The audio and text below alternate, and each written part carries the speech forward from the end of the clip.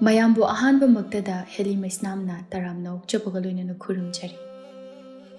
Mayamda tahanjariba wari asi Ningthou Kongi Sananu hairiba wari asigi taret suba sarukni.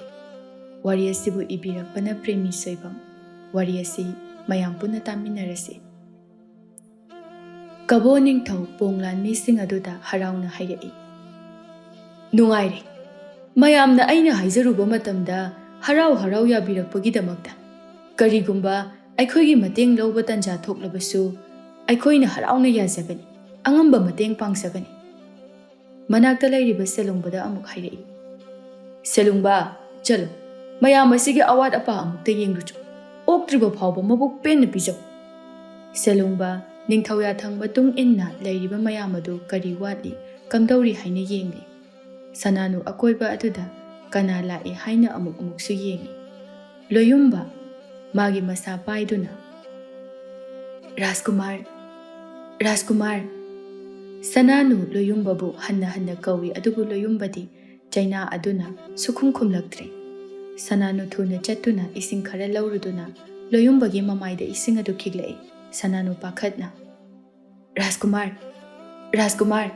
wakhal amukta tabiyo.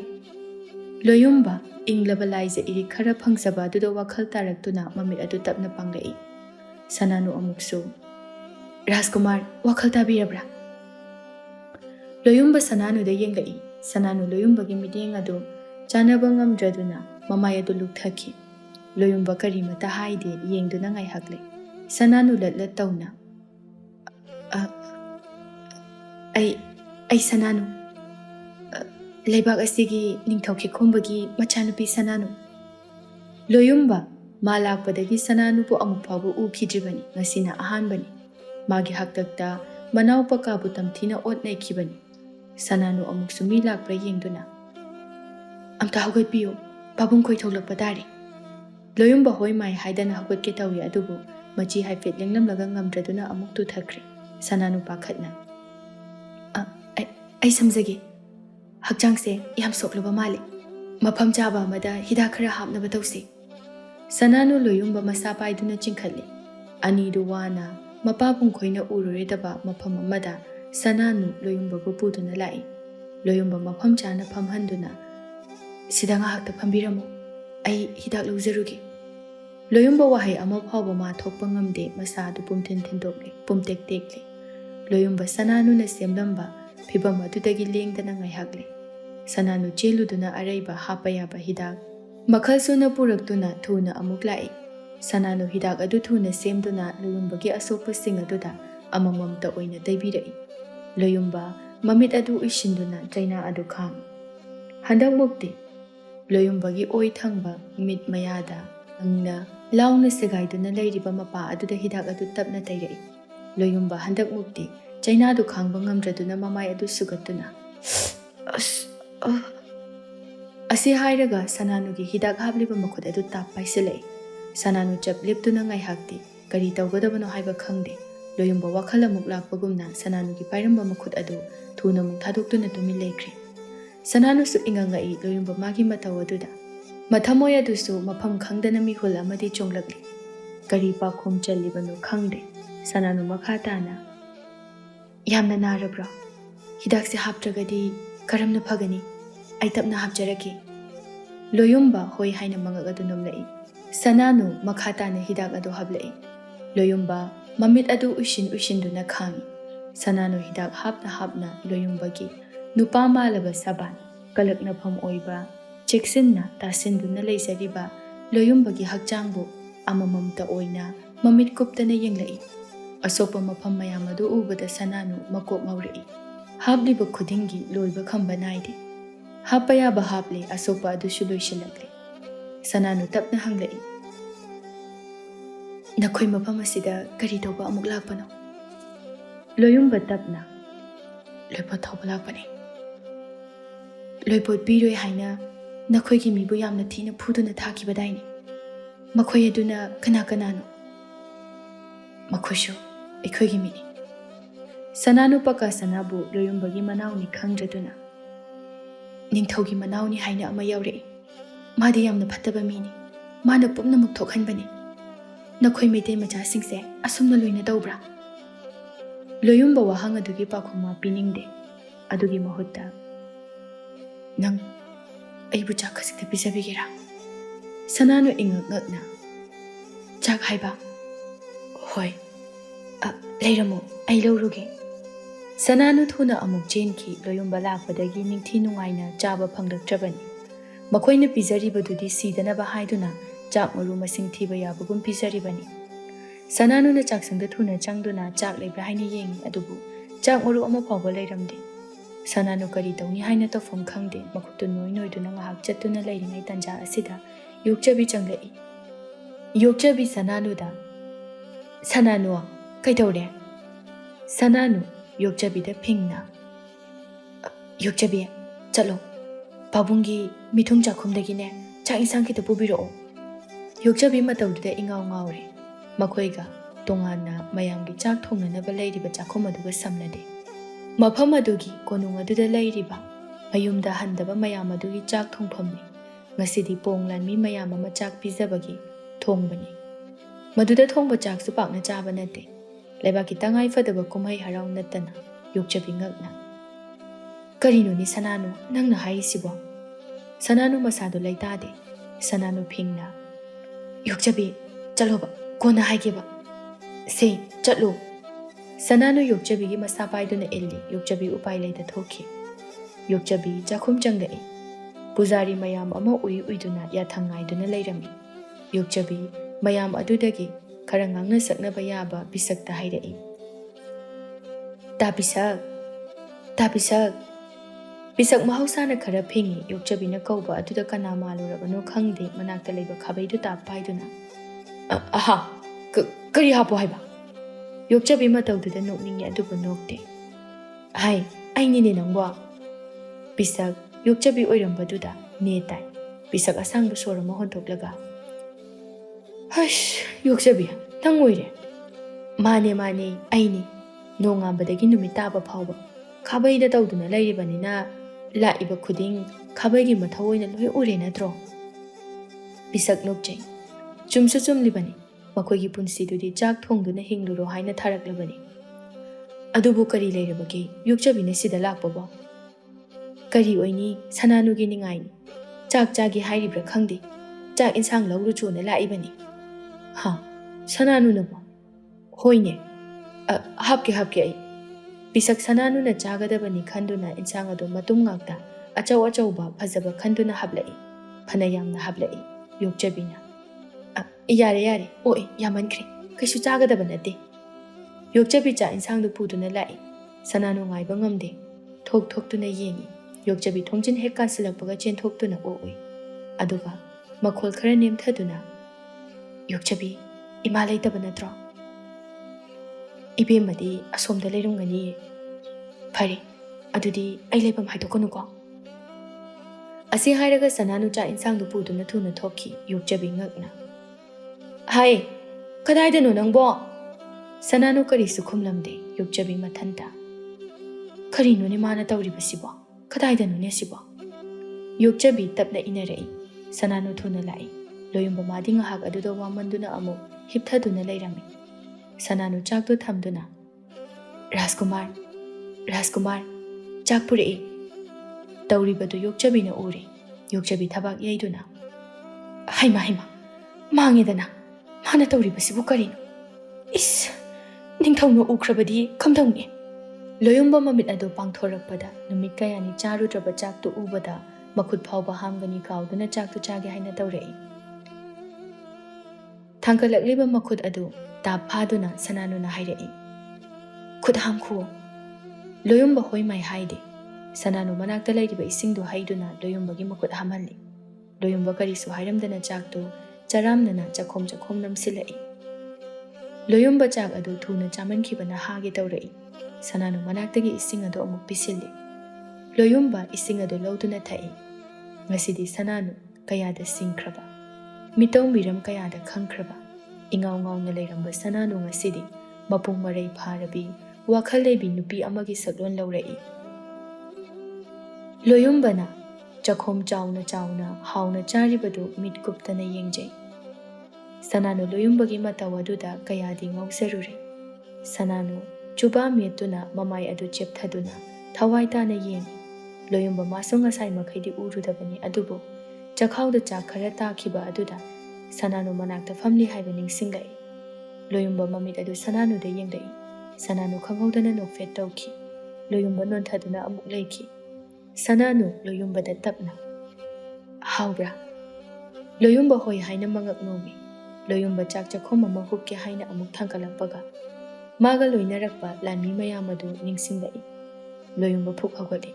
Chak adu puduna hoi mai hairamda. Chak insang adu puduna magi laifam tamna. Makhong adu sek tuna changki. Sananu ingangak na yengduna laihawi. Loyumba chak adu pushilakpada mayamadu chinsilai. Angaw apaygumna amamba marag aduda makhut masasu amata hamdana magi munaduna chanarai. Loyumba tawribadu ubada mamitagi mapi sintharai. Haukiba matamgi nungaikiba punsi. Chahong ngahongna awad apa laitana pankhiba maitai leipakang leipak puningsinglai. Ngasina miram masida lanfa oina. Khukraba kakhu asida minaya magumna siba ngaina leli. Mayamaduna taunaribadu nongyai madi yaude. Kachin amada tasinduna wakhal choiraba mi amagum leimaida munna yengduna leili. Loyumba nongyagi manakta tapna changlakduna phamthai aduga. Nongyai kaidore. Nongyai mamaidu tapna nongkhalai aduga. Manawibu. Asi hairaga thamoy adu phajinba ngamdana angangumna nupa mandana hek kablai. Loyumba nungaitana amuksu. Hayu. Kari tawrabagi. Manawibu mo. Nanaw nupido. Angang pisaktuga karamna leiramgani. Yumdong pokududa. Ay magi khanbada wakhase pothapam khangdri. Asi hairaga nongyai amuksu kapki. Loyumba nongyai na bina palakpaduda. Magi naupuduna leihoriba wangol sanabu ningsinglai. Nahan makai minok minegi maijakna kautoklurabi wangol magi saktambu mitmangda chongthorakli. Loyumba makhatana hangludre masu ngahak tuminna lukthaduna lei. Nongyai loyumba da yamna khangningna hanglai. Ningthou khoido aikhoibu kari mata ningsingraba zala. Ngasi phawba makhoigi paw amata tadriba sibo. Aikhoibu mafam sida kayam kuina lekhigani. Natragana mafam asida aikhoigi punsi asi punna sikhiba taradra. Loyumba kaisu khumde nonthaduna adum taduna lei. Tanja asida lakminaba ahal ama kana lokhure. Anidu punna yengthokmine. Ngaihak amuk leiraga lepkiduna kana naherei. Nongyai ahal adubu yengduna. Yengu manawibu tawribasi. Aidi tasengna sikhibana hena phare. Aikhoi kayana mafam asida lakhiba. Aduga angom ningthau lanpamda thawai thakre. Wangol amadi angombi kari oiramgani. Loyumba hairakliba singdu taduna leiba ngamlakdraduna hoimai hairamda hagotuna magi hanagi mafamduda tumina famduna leiki. Hakjang aduda sogliba mayam adugi chaina khulsu kana phawrei. Chaina marak aduda wangol sanagi wakhalna saphu kana phujilai loyumba mathanta. Loyumba gi sana. Aigi wangol nushithoibi. Nangbu karam lelibaki. Nangi loyumbana nangbu yamna uninglakli. Nanakta lakpa ngamdana punsise bikamna kiba taribra. He nungdapa nangna kari tamligaba. Aigi wangolbu aina hanba phawbadadi thambiramuko. Nate aigi ichaduna karam tawrambani. Aina mafam asida laklibasibu thabum kaya numit kaya sukhrabagi. Aigi icha kamdawrambani. Loyumba ushiliba mamit adudagi pisu tapna sintharakli. Nongmata awaba utkidaba manaw ibungo loyumbani. Sananu loyumba khoigi laifam adumda yengduna lai. Yukjabi thoklaktuna Sananu gi makhutu laktana chingsinki imung yawna pusilaktuna hairai. Imagi Sananu karinu nangna tawribasibo. Sananu hairaklibudu karinu haiba khangi. Sananu khumde. Hayo karinu nangna tawribasi. Ningthau amadi ibema sizana khangkragadi nang kari khumgadawri. Nangta natana aibusu karini haina haigani. Sananu magi phamung aduda tapna phamthakiduna. Yokjabi miyoiba amana miyoiba amabu asumna tamthina otnaibasibu karigino. Magi haibadun nang aina khangba nate matung tawban. Sananu hagotuna thongnau mayadada lepki aduga hairei. Yokchabi aidi insagi thapakse pamde. Aigi thamoida chaklamba mairi ado mahakna tapna muthatkibagum tawri. Yokchabi ngakna kana ma haibadi kana. Rajkumar Loyumba. Kari mange ibema makoiga aikoiga yeknabani. Adu magna makoibu lanpha oiduna ot nairiba asini. Kayam kuina hingduna leiba ngamkhigani. Mado aikoina khangba nate. Ichagi wakhal ado onari. Sananu thawa isa sadana hinglingai matam khara asidani aina magi hotnagadawribase. Imagi bema ichagi wakhal ado aranba oigani. Yeng pong ningthauda haizaduna lanmi kaya ama tharaktuna ngasi aikoina lanpham asida mai pakliba asin. Maitai lanmi araiba nate. Makhoidagi aikoina lan ngamba haibase kabo aikoigi itik nate. Pong ningthaugi lanmi yaudana masi pumba nangbu pong ningthaugi maja ibungoda thajagani haiduna yaduna tawriba ngaktani. Oisanu aina pabungi ningbusu thonghangani. Yokchabi tana aina tawribase kanamadada haidokpirakanu. Sananu madi maitai lanmi singasi karigumba yasinaba ama puraktuna thadokhinanaba haiba wakhal asida chabyungna laikre. Sananugi thamoida wakhalda laman khumningbagi mairi adu mutkibagum tawrai. Sananu mahausagum tawkhidre. Ningthau kol asigi chatnabi mawong matau asi yengduna chatnanaba hotnarakle. Marau chawba ningthaugi machani kari karamba lalong silibano yengba tabani. Senu amadi wangol sana ningthaugi yathangi matung inna sana konung karakle. Kuire wangol sanana mapal thokkidaba ngasi thoklakpa asidadi loyumba makhoi anina leplamba mafam akoibagi phibam mahausagi khudol kaya adu urubada thamoi adu henna mahi chelai. Yenglu uruba khudingma mabu kaihobagum thoklare. Mangda kinthagadawraba mallaba sanjenthong aduna amuka heli magi thamoi kaihanba. Mafam asidagi makhoi anina tattana unakhiba. Magi loyumba mabu tattana lawba lakhiba wangol mana khaurangna ngaizakhiba. Wangol makhong adu thangba ngamdana akoibadu yengduna hiki kablai. Senu pakhatna. Wangol kari tawrabage? Wangol kaptuna. Yengu senu. Mafam asidani aikoi anina tattana unakhiba. Mana aibul ubal hakiba. Mafam asidi ngasisu lengdana khudingmak lei. Mahakagdani aibu thadokduna chatkiba. Senu nang hayo aigi loyombana aibu lawbala aroidro. Tu sidani mana liplamba aduga aibu sagol samu tonghanduna lupagi lai chaiduna magi mabema siza oigani hairambadu. Senu mabumta kawbiyoba kuire magi masak ukhidaba. Ai mabu yam uninge. Wangol kaptuna laikre. Senu tokpom khangde akoibadu kana lake haiduna yegi.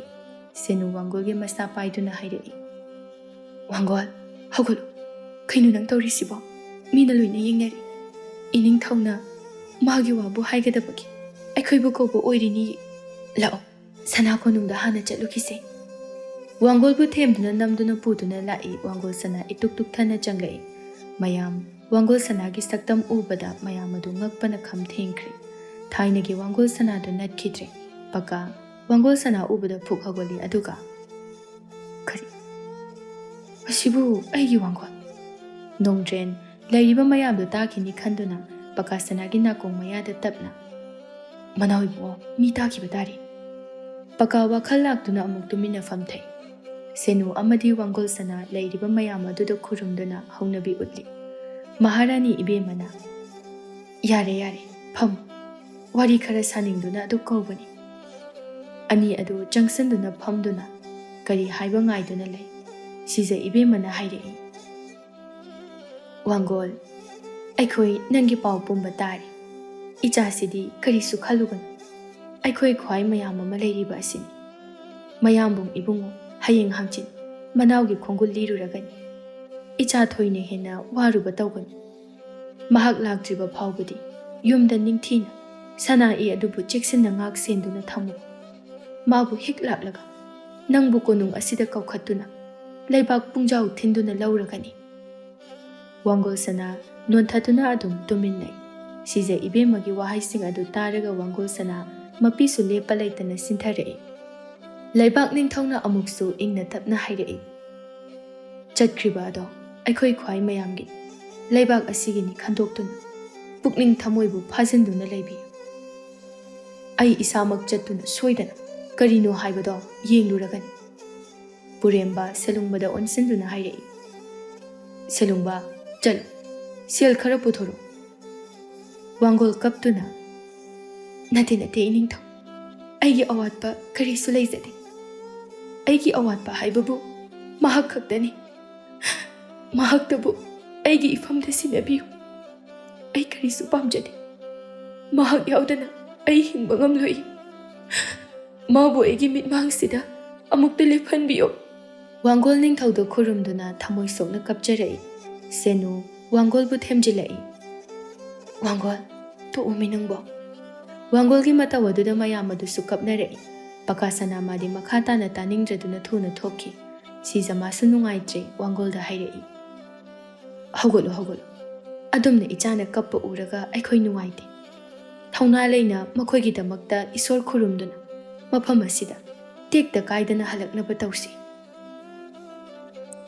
ꯇꯣꯂꯦꯟ ꯁꯦꯅꯨꯗ ꯑꯃꯨꯛ ꯍꯥꯏꯔꯛꯏ ꯁꯦꯅꯨ ꯆꯠꯂꯣ ꯅꯪꯅ ꯃꯥꯕꯨ ꯈꯔ ꯀꯨꯞꯅ ꯌꯦꯡꯁꯤꯟꯕꯤꯌꯨꯀꯣ ꯁꯦꯅꯨ ꯋꯥꯡꯒꯣꯜꯕꯨ ꯄꯨꯗꯨꯅ ꯑꯃꯨꯛ ꯊꯣꯛꯂꯛꯏ ꯁꯦꯅꯨ ꯑꯋꯥꯕꯒꯤ ꯃꯊꯛꯇ ꯑꯋꯥꯕ ꯑꯃꯃꯨꯛ ꯍꯥꯞꯂꯕꯅꯤ ꯋꯥꯡꯒꯣꯜ ꯁꯅꯥ ꯃꯥꯒꯤ ꯃꯇꯧ ꯑꯗꯨ ꯃꯍꯥꯛ ꯌꯦꯡꯗꯨꯅ ꯂꯩꯕ ꯉꯝꯖꯗ꯭ꯔꯕꯅꯤ ꯑꯅꯤ ꯑꯗꯨꯅ ꯆꯠꯈꯤꯕꯗꯨ ꯄꯀꯥ ꯁꯅꯥ ꯊꯣꯔꯛꯇꯨꯅ ꯑꯃꯨꯛꯁꯨ ꯁꯥꯎꯅ ꯌꯦꯡꯂꯤ ꯏꯃꯥꯡꯃꯛꯇꯗ ꯏꯈꯨꯠ ꯑꯁꯤꯃꯛꯇꯗꯒꯤ ꯈꯪꯅ ꯎꯅ ꯑꯩꯒꯤ ꯅꯨꯡꯁꯤꯕꯤ ꯄꯥꯝꯃꯨꯕꯤꯕꯨ ꯃꯨꯟꯈꯤꯕ ꯌꯥꯔꯣꯏ ꯀꯩꯗꯧꯅꯨꯡꯗ ꯃꯥꯡꯈꯤꯕ ꯌꯥꯔꯣꯏ ꯃꯥꯂꯦꯝ ꯑꯁꯤꯅ ꯑꯩꯒꯤ ꯃꯥꯡꯗ ꯊꯠꯇꯨꯅ ꯊꯝꯂꯕꯁꯨ ꯑꯩꯒꯤ ꯋꯥꯡꯒꯣꯜ ꯑꯩꯒꯤ ꯏꯐꯝꯗꯒꯤ ꯀꯅꯥꯃꯠꯇꯅ ꯂꯧꯈꯤꯕ ꯃꯨꯟꯈꯤꯕ ꯌꯥꯔꯣꯏ ꯋꯥꯡꯒꯣꯜꯗꯤ ꯑꯩꯒꯤꯅꯤ ꯑꯩꯗꯒꯤ ꯑꯣꯏꯒꯗꯕꯅꯤ ꯄꯀꯥ ꯁꯅꯥ ꯃꯥꯡꯗ ꯃꯁꯥ ꯂꯨꯝꯅ ꯇꯨꯔꯣꯏ ꯉꯥꯔꯣꯏ ꯆꯠꯂꯤꯕꯤ ꯋꯥꯡꯒꯣꯜ ꯁꯅꯥ ꯃꯥꯒꯤ ꯋꯥꯈꯜ ꯍꯧꯖꯤꯛꯁꯨ ꯊꯥꯗꯣꯛꯇ꯭ꯔꯦ ꯃꯥꯒꯤ ꯋꯥꯈꯜ ꯍꯟꯕ ꯂꯩꯇ꯭ꯔꯦ ꯍꯦꯟꯅ ꯑꯗꯨꯝ ꯃꯊꯧ ꯁꯥꯡꯕꯒꯨꯝꯅ ꯇꯧꯈꯠꯂꯛꯂꯦ ꯄꯨꯔꯦꯝꯕ ꯁꯦꯂꯨꯡꯕꯗ ꯑꯃꯨꯛꯁꯨ ꯍꯥꯏꯔꯛꯏ ꯁꯦꯂꯨꯡꯕ ꯆꯠꯂꯣ ꯄꯀꯥ ꯁꯅꯥꯕꯨ ꯑꯃꯨꯛꯇ ꯀꯧꯔꯛꯎ ꯁꯦꯂꯨꯡꯕ ꯄꯀꯥ ꯁꯅꯥ ꯀꯧꯔꯨꯗꯨꯅ ꯆꯪꯃꯤꯟꯅꯔꯛꯏ ꯃꯃꯥ ꯏꯕꯦꯝꯃ ꯁꯤꯖꯅ ꯍꯥꯏꯔꯛꯏ ꯏꯃꯥꯒꯤ ꯄꯀꯥ ꯁꯅꯥ ꯀꯔꯤꯒꯤꯅꯣ ꯏꯆꯥꯅ ꯁꯥꯎꯔꯨꯝ ꯂꯥꯎꯔꯨꯝ ꯇꯧꯔꯤꯕ ꯑꯗꯨꯕꯣ ꯅꯤꯡꯊꯤꯅ ꯐꯝꯗꯨꯅ ꯋꯥ ꯇꯥꯅꯁꯤꯅꯤ ꯅꯪꯕꯣ ꯄꯀꯥ ꯁꯅꯥ ꯃꯥꯒꯤ ꯊꯃꯣꯏ ꯑꯗꯨ ꯄꯣꯊꯥꯐꯝ ꯈꯪꯗ꯭ꯔꯤꯕꯅꯤ ꯑꯗꯨꯅ ꯀꯔꯤꯃꯇ ꯃꯥꯒꯤ ꯀꯣꯛꯇ ꯆꯪꯗꯦ ꯄꯀꯥ ꯁꯅꯥ ꯊꯋꯥ ꯏꯁꯥ ꯁꯥꯗꯕꯒꯨꯝ ꯀꯔꯤꯅꯣ ꯈꯟꯅꯒꯗꯕ ꯋꯥꯐꯝ ꯍꯥꯏꯕꯁꯤꯕꯣ ꯌꯥꯝꯕꯨꯡ ꯀꯕꯣ ꯆꯠꯄ ꯇꯥꯔꯕꯗꯤ ꯑꯩꯅ ꯂꯩꯕꯥꯛ ꯑꯁꯤ ꯉꯥꯛꯍꯧꯕ ꯁꯤꯉꯥꯏꯗꯅ ꯁꯤꯗꯒꯤ ꯍꯦꯟꯅ ꯀꯔꯤ ꯑꯃꯨꯛ ꯈꯟꯅꯅꯤꯡꯉꯥꯏ ꯂꯩꯔꯤꯕꯒꯦ ꯍꯣꯏꯅꯦ ꯑꯗꯨꯕꯨ ꯇꯞꯅ ꯏꯪꯅ ꯈꯟꯅꯁꯤ ꯍꯥꯏꯕꯅꯤ ꯄꯀꯥ ꯁꯅꯥ ꯁꯥꯎꯅ ꯂꯥꯎꯈꯠꯂꯛꯏ ꯈꯟꯅꯗꯨꯅ ꯂꯩꯔꯕ ꯋꯥꯐꯝ ꯑꯁꯤꯗ ꯍꯟꯖꯤꯟ ꯁꯨꯝ ꯇꯥꯅꯤꯡꯉꯛꯇ꯭ꯔꯦ ꯅꯥꯀꯣꯡꯁꯤ ꯏ ꯇꯥꯔꯦ ꯄꯨꯔꯦꯝꯕ ꯃꯅꯥꯎꯒꯤ ꯃꯇꯧꯗꯨꯗ ꯁꯥꯎꯅꯤꯡꯂꯛꯇꯨꯅ ꯄꯀꯥ ꯁꯅꯥ ꯇꯧꯅꯨ ꯅꯪ ꯃꯇꯣꯏꯅꯔꯕꯅꯤ ꯑꯩ ꯑꯃ ꯂꯩꯔꯤ ꯍꯥꯏꯕꯁꯨ ꯈꯪꯗꯕ ꯑꯗꯨꯛ ꯌꯥꯝꯅ ꯊꯛꯁꯤ ꯈꯥꯁꯤ ꯈꯪꯗꯕ ꯅꯪꯕꯨ ꯀꯔꯝꯕ ꯃꯤꯅꯣ ꯂꯩꯕꯥꯛ ꯑꯁꯤꯅ ꯑꯁꯨꯛ ꯋꯥꯅꯔꯕ ꯃꯇꯝ ꯑꯁꯤ ꯐꯥꯎꯕꯗ ꯅꯪ ꯀꯔꯤꯃꯇ ꯅꯥꯆꯨꯡꯗ꯭ꯔꯦ ꯀꯔꯤꯒꯤꯅꯣ ꯅꯪꯅ ꯄꯥꯝꯂꯤꯕꯁꯤ ꯀꯔꯤꯅꯣ ꯁꯦꯡꯅ ꯍꯥꯏꯌꯨ ꯄꯀꯥ ꯁꯅꯥ ꯎꯁꯤꯠꯇꯅ ꯀꯔꯤꯕꯨ ꯄꯥꯝꯅꯤ ꯍꯥꯏꯕꯒꯦ ꯅꯅꯥꯎ ꯀꯔꯤꯁꯨ ꯄꯥꯝꯖꯗꯦ ꯌꯥꯝꯕꯨꯡ ꯀꯕꯣ ꯆꯠꯄꯤꯅꯤ ꯍꯥꯏꯕꯗꯥꯏꯅꯦ ꯂꯦꯡꯕꯤꯔꯣ ꯑꯗꯨꯒ ꯅꯅꯥꯎ ꯏꯕꯨꯡꯉꯣ ꯌꯥꯏꯃ ꯊꯧꯅꯥ ꯐꯕꯗꯣ ꯊꯤꯕꯤꯔꯨꯔꯣ ꯃꯅꯥꯎꯒꯤ ꯍꯥꯏꯔꯒ ꯎꯁꯤꯠꯇꯕ ꯃꯇꯧ ꯑꯗꯨꯗ ꯄꯨꯔꯦꯝꯕ ꯈꯥꯡꯕ ꯉꯝꯗ꯭ꯔꯗꯨꯅ ꯁꯥꯎꯅ ꯂꯧꯔꯛꯏ ꯄꯀꯥ ꯄꯨꯔꯦꯝꯕ ꯁꯥꯎꯕꯅ ꯃꯩ ꯍꯧꯔꯦ ꯃꯁꯥꯗꯨ ꯊꯛ ꯅꯤꯛꯏ ꯃꯗꯨ ꯐꯥꯎꯕ ꯄꯀꯥ ꯁꯅꯥ ꯍꯟꯗ꯭ꯔꯤ ꯄꯀꯥ ꯁꯅꯥ ꯑꯃꯨꯛꯁꯨ ꯑꯗꯨꯒꯨꯝꯕ ꯊꯧꯅꯥꯗꯣ ꯀꯕꯣ ꯂꯩꯕꯥꯛꯇ ꯎꯠꯄꯤꯔꯨꯔꯣ ꯌꯥꯝꯕꯨꯡ ꯑꯁꯤ ꯍꯥꯏꯔꯒ ꯃꯐꯤꯗꯨ ꯀꯜꯂꯝꯗꯨꯅ ꯃꯥꯒꯤ ꯀꯥꯗ ꯆꯪꯂꯛꯏ ꯃꯃꯥ ꯏꯕꯦꯝꯃ ꯅꯨꯡꯁꯥ ꯊꯤꯅ ꯃꯆꯥꯕꯨ ꯈꯥꯝꯖꯔꯛꯏ ꯏꯃꯥꯒꯤ ꯕꯨꯡꯉꯣ ꯑꯃꯨꯛꯇ ꯇꯞꯊꯈꯣ ꯑꯉꯥꯡꯁꯤꯒ ꯃꯥꯟꯅꯕ ꯍꯧꯅꯗꯦ ꯃꯥꯗꯤ ꯑꯉꯥꯡꯅꯤ ꯏꯃꯥ ꯏꯕꯦꯝꯃ ꯑꯉꯥꯡꯅꯤ ꯍꯥꯏꯗꯨꯅ ꯁꯨꯝ ꯀꯪꯈꯠꯇꯨꯅ ꯊꯝꯕꯁꯤꯅꯅꯤ ꯉꯁꯤ ꯅꯥꯎ ꯆꯥꯎꯗꯨꯅ ꯇꯧꯔꯛꯂꯤꯕꯁꯤꯅꯤ ꯃꯥꯅ ꯎꯠꯂꯤꯕ ꯆꯠꯂꯤꯕ ꯁꯥꯖꯠ ꯂꯤꯆꯠ ꯑꯁꯤꯕꯨ ꯀꯅꯥꯅ ꯇꯧꯅꯕ ꯌꯥꯕꯒꯦ ꯍꯦꯟꯗꯤ ꯍꯦꯟꯃꯜꯂꯕꯅꯤ ꯄꯨꯔꯦꯝꯕ ꯃꯥꯁꯨ ꯉꯁꯤꯗꯤ ꯅꯣꯡꯃꯇ ꯃꯃꯥꯒꯤ ꯆꯤꯟꯊꯛꯇ ꯈꯨꯝꯗꯕ ꯃꯥꯅ ꯑꯁꯥꯎꯕ ꯑꯗꯨꯅ ꯈꯨꯝꯅꯔꯦ ꯇꯣꯂꯦꯅ ꯇꯞꯅ ꯍꯥꯏꯔꯛꯏ ꯏꯅꯤꯡꯊꯧ ꯍꯧꯖꯤꯛ ꯃꯁꯤꯒꯤ ꯃꯇꯝ ꯅꯠꯇꯦ ꯍꯌꯦꯡꯒꯤꯗꯃꯛ ꯂꯩꯔꯤꯕ ꯃꯌꯥꯝ ꯑꯁꯤ ꯄꯨꯟꯁꯤꯟꯅꯗꯨꯅ ꯀꯔꯤ ꯀꯔꯝ ꯇꯧꯁꯤꯒꯦ ꯍꯥꯏꯕꯗꯣ ꯑꯃꯨꯛꯇ ꯃꯨꯟꯅ ꯈꯟꯅꯕꯅ ꯆꯨꯝꯒꯅꯤ ꯈꯜꯂꯤ ꯄꯨꯔꯦꯝꯕ ꯑꯁꯥꯡꯕ ꯁꯣꯔ ꯑꯃ ꯆꯅꯤꯡ ꯇꯥꯅ ꯍꯣꯟꯗꯣꯛꯏ ꯑꯗꯨꯒ ꯆꯠꯂꯨ ꯁꯤꯂꯨꯡꯕ ꯂꯩꯕꯥꯛ ꯃꯤꯌꯥꯝ ꯀꯧꯈꯠꯇꯨꯅ ꯌꯨꯝꯊꯣꯡ ꯈꯨꯗꯤꯡꯒꯤ ꯃꯤ ꯑꯃꯃꯝ ꯊꯣꯛꯂꯛꯑꯣ ꯍꯥꯏꯅ ꯄꯥꯎ ꯄꯤꯈꯣ ꯀꯅꯥꯃꯠꯇ ꯆꯤꯊꯍꯟꯕ ꯌꯥꯗꯦ ꯐꯒꯅꯤ ꯏꯅꯤꯡꯊꯧ ꯁꯦꯂꯨꯡꯕ ꯃꯥꯁꯨ ꯃꯄꯨ ꯏꯕꯨꯡꯉꯣꯒꯤ ꯈꯣꯡꯒꯨꯜ ꯂꯤꯅꯤꯡꯕꯅ ꯃꯁꯥꯗꯨ ꯂꯩꯇꯥꯗ꯭ꯔꯕꯅꯤ ꯍꯥꯏꯈꯤꯕ ꯊꯥꯈꯤꯕ ꯃꯤꯀꯨꯞꯇ ꯄꯥꯡꯊꯣꯛꯏ ꯁꯅꯥ ꯀꯣꯅꯨꯡ ꯑꯗꯨ ꯉꯥꯏꯍꯥꯛꯀꯤ ꯃꯅꯨꯡꯗ ꯃꯤꯅ ꯄꯤꯛ ꯊꯜꯂꯤ ꯑꯗꯨꯕꯨ ꯂꯥꯟ ꯆꯠꯀꯗꯕ ꯃꯇꯤꯛ ꯃꯊꯧꯅꯥ ꯂꯩꯕ ꯃꯤꯗꯤ ꯄꯪꯎ ꯎꯗꯦ ꯑꯌꯥꯝꯕ ꯂꯥꯟꯃꯤ ꯀꯌꯥ ꯑꯃꯁꯨ ꯍꯥꯟꯅ ꯆꯠꯈ꯭ꯔꯕꯅꯤ ꯀꯣꯅꯨꯡ ꯑꯗꯨꯗ ꯃꯌꯥꯝꯅ ꯍꯌꯦꯡ ꯂꯥꯟ ꯆꯪꯒꯅꯤ ꯍꯥꯏꯅ ꯂꯥꯡꯂꯤꯕ ꯇꯧꯔꯤꯕ ꯃꯌꯥꯝ ꯑꯗꯨ ꯄꯀꯥ ꯀꯔꯤꯃꯠꯇ ꯌꯥꯎꯗꯦ ꯅꯣꯡꯗ꯭ꯔꯦꯟꯗꯒꯤ ꯀꯔꯤ ꯀꯝꯗꯧꯔꯤ ꯍꯥꯏꯅ ꯄꯥꯎ ꯂꯧꯔꯤ ꯋꯥꯡꯒꯣꯜ ꯂꯩꯕꯥꯛ ꯃꯤꯌꯥꯝ ꯂꯥꯡꯂꯤꯕ ꯇꯧꯅꯔꯤꯕ ꯃꯌꯥꯝ ꯑꯗꯨ ꯇꯥꯏ ꯑꯗꯨꯕꯨ ꯏꯃꯨꯡ ꯑꯁꯤꯗꯤ ꯁꯅꯥ ꯀꯣꯅꯨꯡꯗ ꯃꯌꯥꯝ ꯇꯤꯜꯂꯤꯕ ꯑꯗꯨꯗ ꯌꯥꯎꯔꯨꯗ꯭ꯔꯦ ꯃꯩꯁꯥ ꯄꯨꯗꯨꯅ ꯃꯥꯒꯤ ꯐꯃꯨꯡ ꯑꯗꯨꯗ ꯇꯥꯗꯨꯅ ꯇꯨꯃꯤꯟꯅ ꯂꯩ ꯉꯣꯝꯕꯤ ꯃꯥꯁꯨ ꯉꯁꯤꯗꯤ ꯈꯥꯡꯕ ꯉꯝꯗ꯭ꯔꯕ꯭ꯔꯥ ꯈꯪꯗꯦ ꯂꯩꯕꯥꯛ ꯃꯤꯌꯥꯝ ꯌꯧꯔꯛꯄ ꯑꯗꯨꯗ ꯀꯞꯇꯨꯅ ꯃꯔꯣꯜ ꯂꯣꯜꯂꯛꯏ ꯏꯕꯨꯡꯉꯣ ꯅꯪꯕꯨ ꯀꯔꯤ ꯅꯨꯃꯤꯠꯇ ꯀꯔꯝꯕ ꯆꯩꯆꯠꯇ ꯀꯔꯝꯕ ꯊꯥꯕꯨꯡꯗ ꯍꯜꯂꯛꯀꯗꯕ ꯅꯅꯥꯎ ꯑꯣꯏꯕꯤ ꯑꯩꯍꯥꯛ ꯅꯪꯕꯨ ꯉꯥꯏꯕꯗ ꯋꯥꯔꯦ ꯅꯆꯥ ꯅꯤꯡꯉꯣꯜ ꯑꯁꯤꯒ ꯀꯅꯥ ꯂꯩꯇ꯭ꯔꯕ ꯃꯐꯝ ꯑꯁꯤꯗ ꯀꯔꯤꯒꯤ ꯑꯩꯈꯣꯏ ꯈꯛꯇ ꯊꯅꯝꯕꯒꯦ ꯉꯁꯤꯗꯤ ꯑꯩꯒꯤ ꯊꯧꯅꯥ ꯄꯨꯝꯕ ꯂꯣꯏꯈ꯭ꯔꯕ ꯃꯥꯜꯂꯦ ꯅꯪꯕꯨ ꯉꯥꯏꯕꯁꯦ ꯉꯝꯁꯤꯜꯂꯛꯇ꯭ꯔꯦ ꯅꯪꯕꯨ ꯑꯃꯨꯛꯇ ꯍꯜꯂꯛꯈꯣꯒꯕ ꯌꯦꯡꯉꯨ ꯇꯥꯗ꯭ꯔꯥ ꯂꯩꯕꯥꯛ ꯃꯌꯥꯝ ꯑꯁꯤꯅ ꯂꯥꯡꯂꯤꯕꯁꯦ ꯅꯪꯒꯤ ꯋꯥꯍꯩꯇꯅ ꯋꯥꯔꯣꯏꯇꯅ ꯂꯩꯕꯥꯛ ꯃꯤꯌꯥꯝꯒꯤ ꯄꯨꯛꯅꯤꯡꯕꯨ ꯐꯥꯖꯟꯗꯨꯅ ꯊꯝꯂꯝꯕꯅꯤ ꯅꯪꯒꯤ ꯂꯨꯔꯕ ꯂꯥꯏꯖꯗꯒꯤꯁꯨ ꯍꯦꯟꯅ ꯏꯪꯕ ꯋꯥꯍꯩꯇꯅ ꯂꯩꯕꯥꯛ ꯃꯤꯌꯥꯝꯅ ꯅꯪꯕꯨ ꯌꯥꯕꯅꯦ ꯅꯪꯒꯤ ꯋꯥꯍꯩ ꯈꯔꯅ ꯊꯃꯣꯏꯗ ꯆꯥꯛꯂꯛꯂꯤꯕ ꯃꯩꯆꯥꯛ ꯑꯁꯦ ꯑꯃꯨꯛꯇꯗꯤ ꯃꯨꯊꯠꯂꯣꯒꯕ ꯑꯉꯣꯝꯕꯤ ꯃꯔꯣꯜ ꯂꯣꯟꯗꯨꯅ ꯊꯃꯣꯏ ꯑꯗꯨ ꯐꯥꯖꯤꯟꯕ ꯉꯝꯗꯅ ꯉꯁꯤꯁꯨ ꯄꯦꯟꯅ ꯀꯞꯂꯛꯏ ꯁꯦꯅꯨ ꯃꯃꯥ ꯏꯕꯦꯝꯃ ꯑꯉꯣꯝ ꯅꯤꯡꯊꯧꯕꯨ ꯀꯧꯗꯨꯅ ꯀꯞꯂꯤꯕꯗꯨ ꯇꯥꯏ ꯑꯉꯣꯝꯕꯤ ꯃꯈꯥ ꯇꯥꯔꯛꯏ ꯅꯪꯅ ꯑꯩꯈꯣꯏꯒꯤꯗꯃꯛꯇ ꯊꯅꯝꯂꯤꯕ ꯃꯌꯥꯝ ꯑꯁꯤꯅ ꯀꯔꯤꯃꯠꯇ ꯋꯥꯠꯇꯦ ꯈꯟꯕ꯭ꯔꯥ ꯀꯔꯤꯒꯤ ꯑꯗꯨ ꯐꯠꯇꯕꯅꯣ ꯅꯪꯒꯤ ꯁꯅꯥ ꯂꯨꯄꯥ ꯂꯟ ꯊꯨꯝ ꯃꯌꯥꯝꯁꯦ ꯑꯩ ꯄꯥꯝꯖꯗꯤꯌꯦ ꯅꯪꯕꯨ ꯑꯃꯨꯛꯇ ꯍꯜꯂꯛꯑꯣ ꯅꯣꯡꯃꯇ ꯁꯥꯎꯈꯤꯗꯕ ꯃꯥꯏꯊꯣꯡ ꯅꯣꯛꯃꯤ ꯇꯧꯕ ꯑꯗꯨꯅ ꯑꯩꯕꯨ ꯀꯧꯔꯔꯣ ꯅꯆꯥꯕꯨ ꯀꯧꯔꯔꯣ ꯑꯩ ꯀꯔꯤꯁꯨ ꯄꯥꯝꯖꯗꯤꯌꯦ ꯑꯩ ꯀꯔꯤꯁꯨ ꯄꯥꯝꯖꯗ꯭ꯔꯦ ꯁꯦꯅꯨ ꯆꯥꯛ ꯊꯣꯡꯅ ꯃꯄꯤ ꯑꯗꯨ ꯁꯤꯟꯊꯔꯛꯏ ꯁꯦꯅꯨ ꯏꯃꯨꯡ ꯑꯁꯤꯒꯤ ꯑꯣꯏꯔꯤꯕ ꯐꯤꯕꯝ ꯑꯁꯤꯗ ꯃꯥ ꯍꯧꯒꯠꯇꯨꯅ ꯆꯠꯅꯤꯡꯕ ꯍꯥꯏꯕꯗꯨ ꯑꯣꯏꯔꯦ ꯀꯨꯏꯔꯦ ꯊꯣꯡꯂꯤꯕ ꯆꯥꯛꯅ ꯂꯦꯝꯂꯛꯂꯤꯕ ꯀꯩꯒꯤ ꯐꯧ ꯃꯆꯤꯟ ꯂꯦꯡꯂꯛꯇꯕ ꯉꯥꯔꯨꯕꯥꯛꯀꯤ ꯉꯥꯅ ꯍꯧꯗꯣꯡꯒꯤ ꯃꯆꯤꯟꯖꯥꯛ ꯑꯣꯏꯔꯛꯂꯤꯕ ꯆꯥꯛꯈꯨꯝ ꯃꯩ ꯃꯨꯠꯐꯗꯦ ꯍꯥꯏꯅ ꯃꯃꯤꯡꯇꯒꯤ ꯊꯣꯡꯂꯤꯕ ꯆꯥꯛꯅꯤ ꯁꯦꯅꯨ ꯆꯥꯛ ꯂꯣꯏꯗꯨꯅ ꯑꯉꯣꯝꯕꯤꯒꯤ ꯃꯅꯥꯛꯇ ꯆꯪꯂꯛꯏ ꯑꯉꯣꯝꯕꯤ ꯀꯞꯄ ꯇꯣꯛꯇ꯭ꯔꯤ ꯁꯦꯅꯨ ꯑꯉꯣꯝꯕꯤꯗ ꯇꯞꯅ ꯏꯃꯥ ꯆꯥꯛ ꯂꯣꯏꯔꯤ ꯆꯥꯅꯅꯕ ꯇꯧꯔꯨꯔꯁꯤ ꯁꯦꯅꯨ ꯏꯃꯥ ꯆꯥꯅꯤꯡꯗ꯭ꯔꯦ ꯅꯪ ꯋꯥꯡꯒꯣꯜꯕꯨ ꯊꯦꯝꯗꯨꯅ ꯈꯔ ꯆꯥꯃꯤꯟꯅꯧ ꯏꯃꯥ ꯏꯆꯥꯒꯤ ꯐꯤꯕꯝꯁꯤ ꯌꯦꯡꯕ ꯉꯝꯗ꯭ꯔꯦ ꯏꯃꯥ ꯑꯩꯈꯣꯏ ꯑꯍꯨꯝ ꯄꯨꯟꯅ ꯆꯥꯔꯨꯁꯤ ꯏꯃꯥꯁꯨ ꯆꯥꯛ ꯆꯥꯔꯛꯇ꯭ꯔꯤꯕꯁꯦ ꯌꯥꯝꯅ ꯀꯨꯏꯔꯦ ꯏꯃꯥꯒꯤ ꯁꯦꯅꯨ ꯏꯃꯥ ꯆꯥꯛ ꯆꯥꯕ ꯌꯥꯗꯦꯅꯦ ꯅꯪꯒꯤ ꯄꯥꯕꯨꯡ ꯌꯥꯎꯗꯅ ꯏꯃꯥ ꯆꯥꯛ ꯆꯈꯣꯝ ꯑꯃ ꯐꯥꯎꯕ ꯍꯨꯛꯄ ꯌꯥꯗꯦꯅꯦ ꯏꯃꯥꯁꯦ ꯑꯉꯣꯝꯕꯤ ꯑꯃꯨꯛꯁꯨ ꯀꯞꯈꯤ ꯁꯦꯅꯨ ꯀꯔꯤ ꯍꯥꯏꯒꯅꯤ ꯀꯔꯤ ꯈꯨꯝꯒꯅꯤ ꯇꯧꯐꯝ ꯈꯪꯗꯅ ꯃꯥꯁꯨ ꯀꯞꯇꯨꯅ ꯂꯩ ꯑꯉꯣꯝꯕꯤ ꯉꯥꯏꯍꯥꯛ ꯀꯞꯂꯨꯔꯒ ꯃꯄꯤ ꯑꯗꯨ ꯇꯩꯊꯣꯛꯇꯨꯅ ꯆꯠꯂꯣ ꯁꯅꯥꯕꯨ ꯊꯦꯝꯗꯨꯅꯅꯦ ꯆꯥꯛ ꯈꯔ ꯄꯤꯖꯕꯤꯔꯨꯔꯣ ꯁꯦꯅꯨ ꯉꯥꯏꯍꯥꯛ ꯇꯨꯃꯤꯟꯅ ꯐꯝꯂꯝꯂꯒ ꯋꯥꯡꯒꯣꯜꯒꯤ ꯃꯅꯥꯛꯇ ꯑꯃꯨꯛ ꯂꯥꯛꯏ ꯋꯥꯡꯒꯣꯜ ꯁꯅꯥ ꯃꯥꯁꯨ ꯃꯃꯥꯅ ꯀꯞꯂꯤꯕꯗꯨ ꯇꯥꯏ ꯃꯥꯁꯨ ꯀꯞꯂꯤ ꯀꯞꯄꯇꯅ ꯃꯁꯔꯨꯛ ꯑꯣꯏꯔꯛꯂꯤ ꯅꯣꯡꯃ ꯅꯨꯃꯤꯠ ꯑꯃꯠꯇ ꯋꯥꯡꯒꯣꯜ ꯀꯞꯈꯤꯗꯕ ꯅꯨꯃꯤꯠ ꯌꯥꯎꯁꯤꯜꯂꯛꯇ꯭ꯔꯤ ꯀꯞꯄꯇꯅ ꯍꯛꯆꯥꯡ ꯑꯗꯨ ꯆꯣꯛꯊꯔꯦ ꯂꯣꯌꯨꯝꯕꯒꯤ ꯃꯩꯆꯥꯛ ꯀꯣꯛꯇ꯭ꯔꯤꯉꯩ ꯃꯄꯥ ꯏꯕꯨꯡꯉꯣꯒꯤ ꯃꯩꯆꯥꯛ ꯃꯃꯥ ꯏꯕꯦꯝꯃꯅ ꯂꯥꯎ ꯈꯣꯡꯅ ꯀꯞꯂꯤꯕ ꯈꯣꯏꯖꯤ ꯈꯥꯒꯤ ꯅꯧꯅ ꯅꯣꯡꯃꯒꯤ ꯍꯝ ꯆꯥꯎꯈꯠꯂꯛꯂꯤꯕ ꯋꯥꯡꯒꯣꯜ ꯋꯥꯕꯅ ꯈꯝ ꯊꯦꯡꯈ꯭ꯔꯦ Senu Wangolgi manakta amuk changlai. Wangolsu mamaidu phaklanglomda laisinduna kapli haiba Senu khangi. Senu tawpham khangda Wangol sanagi manakta amuk ngahak phamduna lai. Senu masu kaplai imung asigi awabada saruk yarari. Senu kapayaba kapluraga. Wangol, awgalo, chakara janaba tawsi. Wangol pina chotlaba maithong adu tapna laithoraktuna. Senu, nang chathoro. Ay karimata janingba pokki. Senu kaptuna. Wangol, kuiri, nangna karimata ningthi nungaina charaktrise. Nangi khandrabasu. Manawi bungona cheksinna sinaramba sanai adugi khallaga nang kharada oirabasu chawba. Wangol tapna haugalai aduga manakta lairiba akangba gulab adu paikhallaktuna. Yengu Senu, masina kangdringaida aigi nakta lakani hairambani. Aduga hojik phawba ma lakte.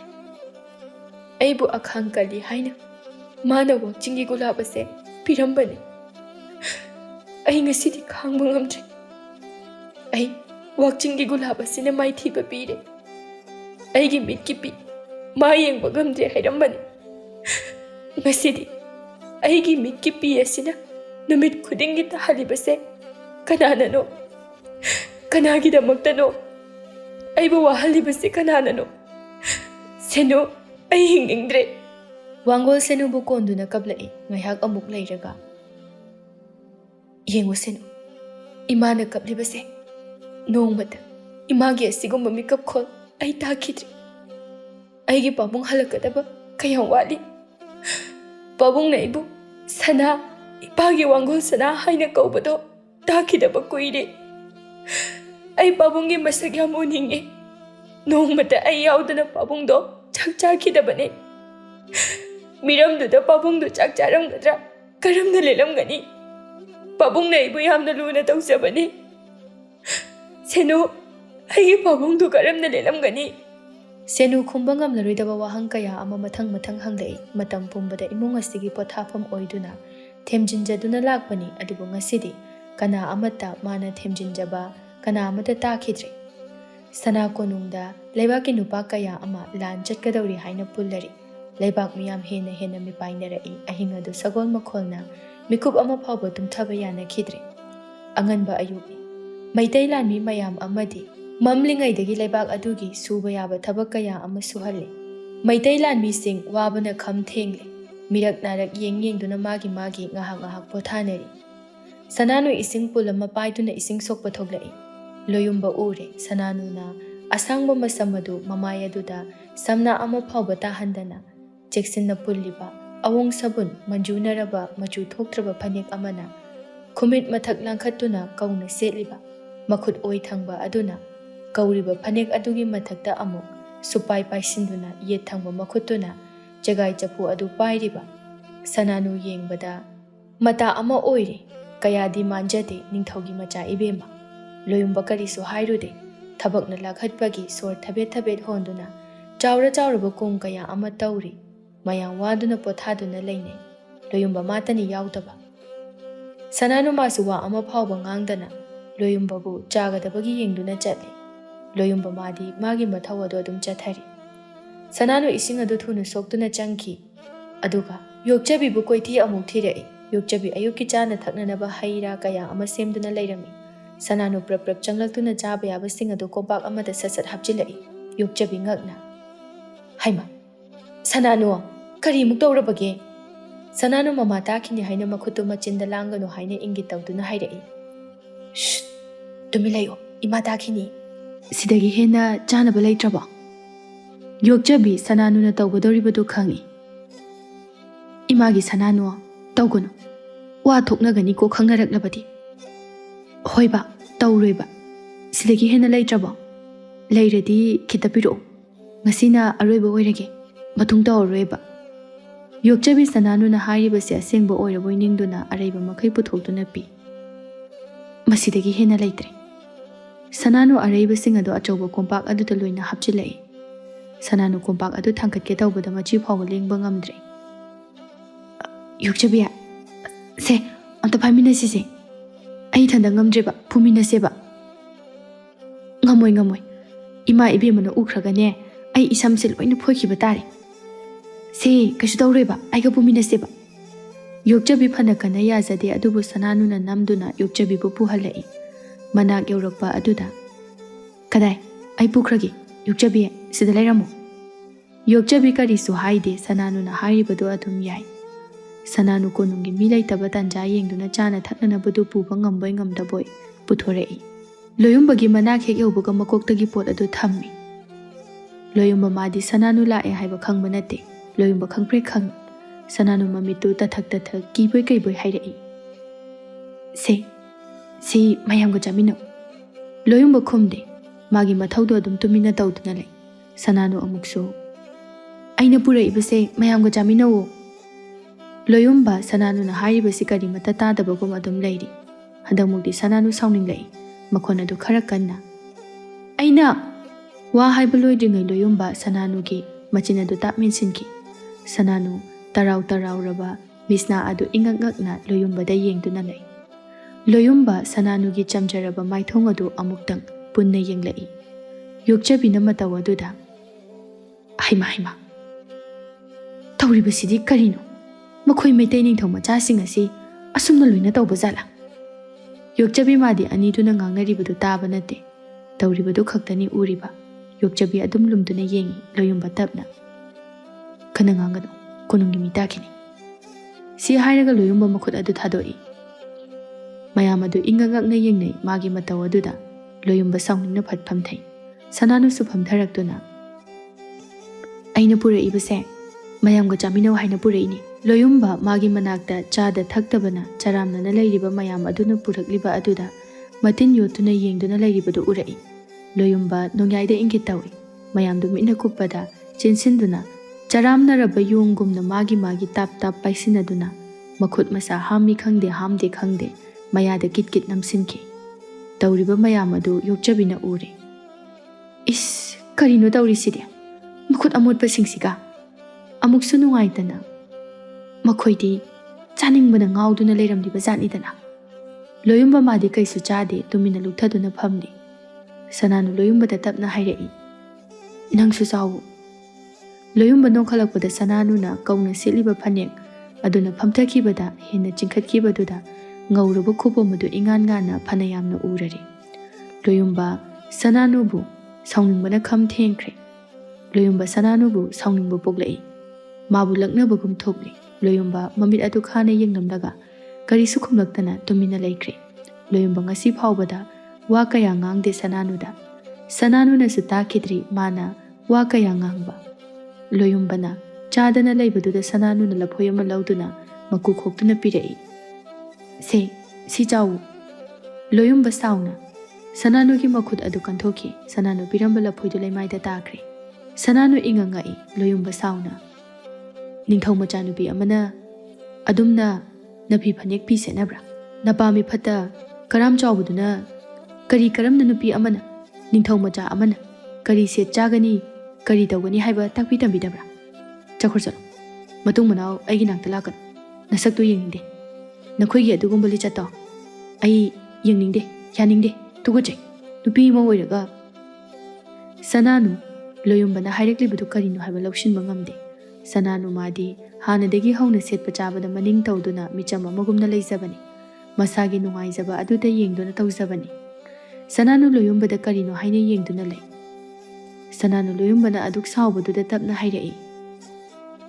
kari tawrabage loyumba sananu gi ing tapna thorakliba khonjel aduda magi thamoy adu henna maichak hapagum tawrakli loyumba asawba henkalei sauna sananu bu laktana ilai aduga chakru hairedi chakrodana sananu loyumbana saphukana ilakpaduda tuge tawi adubu tubudi tu haudre sananu kapningba ma yausilai yokjabi pakhatpana loiri mangi kamdongni sidi loyumbagi ma tawduda nongyai pakhalai nongyai na loyumbada tapna manawi bungo amukta tapthabiko kabo ningthaugi machanupini loyumba makha amuk taramdre sawbana sordu thabet holamduna khongthang kanna sauna chatki sananu mapi tapna tarai sananu hojiksu masage asoiba karino haiba khangsadri nongyai sananu gi manakta ngahak leplamlaga masu chatkre Sananu leptuna sum leibada khudong chararoi khanduna kompaktu paiduna mapidu taithokna lai.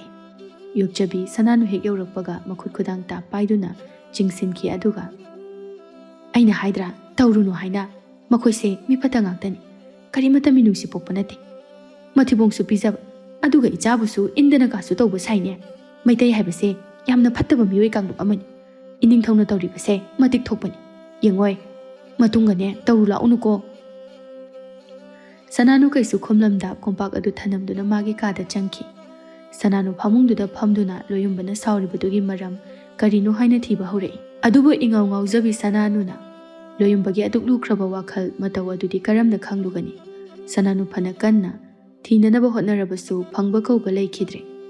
Nongyai masu araiba natti Sananugi mihulda loyumbagi yauri haibasi ngasidi phakre.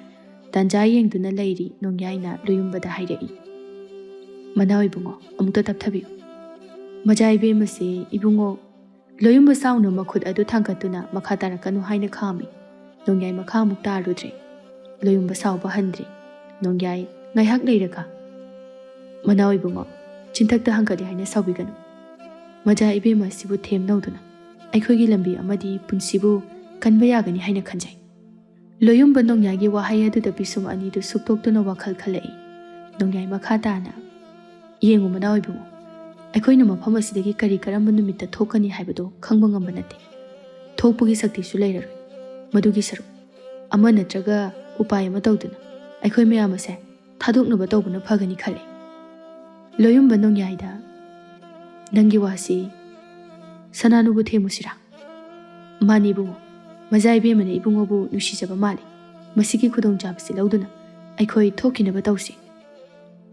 Yare nongyai lebo aigi thamoisida kanagumba amagi mami tahaningde sirabasu kana amagi machu sankidana idom sijakhige ai wangol magi thamoibudi thukaiba pamde malem sida leiriba mipum khudingna aibu warongna saukibade ai pumna ma khangba ngamani adubu aigi sana mana aibu saukiba warobade ai khangba ngamloi nongyai ngasisu hayengsu mapok asina leiriba makai aigi thamoy ase wangol mathagi oigani lamlanbi kana amabu ai nungsiba ngamloi manaw ibungoda phawriba pumba nanai khangjai adubu linsu sidaba jaisu su tektanaba sinbana phagani khanjai nungsi haidana mapok simagi lining oiduna manakta yoba ngamkhijabadi kari kanagani adugi saru nungsi jaba pamjaba magi manakta nongmata oirabasu mikup amata oirabasu leiruraga asengmu pumba hairaga thawai si thakibane hena phagani khanjai mafam asida sirabasu aikhogi hakchang ase langja khwakna chaduna mangkhiga dawribani leiron chanbinaba kana amata leigadaba nate manaw ibungo wakhal amukta khanthabiu aikhoi mayambu amukta nungsibiu tanja ase khutpai chetna paiduna thawai hingnanaba isorna sinbirakpani wangol manasu sana ibungo bu wana ngairamgani nongyai loyumbana khanbada yaurudraba wakhal kaya ama khannanaba wafam kaya ama haijilai adubu hairakliba wafam sing adu loyumbagi thamoina hojiksu yaningdri magi wakhal thamoi hakjang sinba thongna wangol sanagi mafamna pik thali kanagumbi amagi apikpa mafam machet ama phawba leite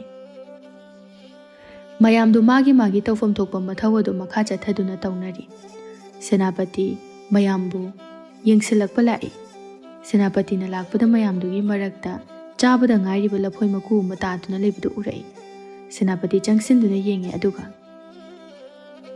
karino kanana mafam sida changduna karamna mafam sida taramliba kanana chabagi senapati leiriba mayamdu amamamta oina yenglai akoibaduda amuksu chattuna kana lei kana la ami haina yengi adubu kana amalak mami taba ude senapati numit asidagi chingnaba haukhre yokchabi ayuki chak chananaba haiduna Sananubu kauba changlai Sananu ngasaidagi hiptuna leiri yokchabina Sananuda Sananua chak loiri chananaba tawrasi Sananu hairibadu ita tadana yokchabi sida phamu asi hairaga yokchabigi makhut adu paiduna chingthai aduga Sananuna yamna khangningna yokchabi aina setliba phi phanek sibu yam thirabro ningthau macha nupi amana asumna setnadabra ꯌꯣꯛꯆꯕꯤ ꯁꯅꯥꯅꯨꯒꯤ ꯃꯇꯧ ꯑꯗꯨꯗ ꯅꯨꯡꯁꯤꯕ ꯑꯃꯗꯤ ꯅꯣꯛꯅꯤꯡꯕꯁꯨ ꯐꯥꯎꯔꯛꯏ꯫ ꯅꯣꯡꯃꯗ ꯐꯖꯕ ꯐꯅꯦꯛ ꯐꯤ ꯑꯃ ꯏꯜꯂꯨ ꯁꯦꯠꯂꯨ ꯍꯥꯏꯕ ꯌꯥꯕ ꯅꯠꯇꯦ꯫ ꯌꯣꯛꯆꯕꯤ ꯅꯣꯛꯇꯨꯅ "ꯀꯅꯥꯅ ꯀꯔꯤ ꯍꯥꯏꯔꯛꯑꯒꯦ?" "ꯀꯅꯥꯁꯨ ꯀꯩꯝ ꯍꯥꯏꯗꯦ꯫ ꯑꯗꯨꯒ ꯀꯔꯤꯒꯤ ꯍꯪꯂꯤꯕ?" "ꯁꯨꯝ ꯈꯪꯅꯤꯡꯗꯨꯅ ꯍꯪꯕꯅꯤ." "ꯍꯥꯏꯌꯣ ꯌꯣꯛꯆꯕꯤ, ꯑꯁꯨꯝꯅ ꯁꯦꯠꯅꯗꯕ꯭ꯔꯥ?" "ꯁꯦꯠꯅꯗꯦ." "ꯑꯗꯨꯗꯤ ꯀꯔꯝꯅ ꯁꯦꯠꯅꯩ?"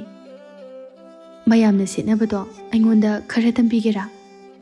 "ꯍꯩꯃꯥ, ꯅꯪꯕꯨ ꯃꯌꯦꯛ ꯅꯥꯏꯕ ꯏꯟꯅꯐꯤ ꯏꯟꯕ ꯍꯩꯒꯗ꯭ꯔꯅꯦ?" "ꯍꯩꯅꯕ ꯌꯣꯛꯆꯕꯤꯅ ꯇꯝꯕꯤꯌꯣ."